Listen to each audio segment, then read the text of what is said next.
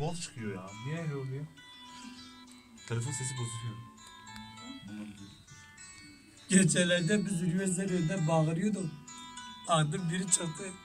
Pencereden alkış çaldı. Nereye geçiyor? Kaç tane lan?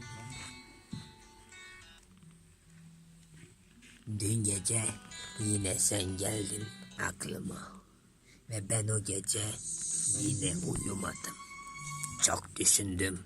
Param yoktu, dışarıya çıkaydım. Trambüste aklımı unutmuştum o gece.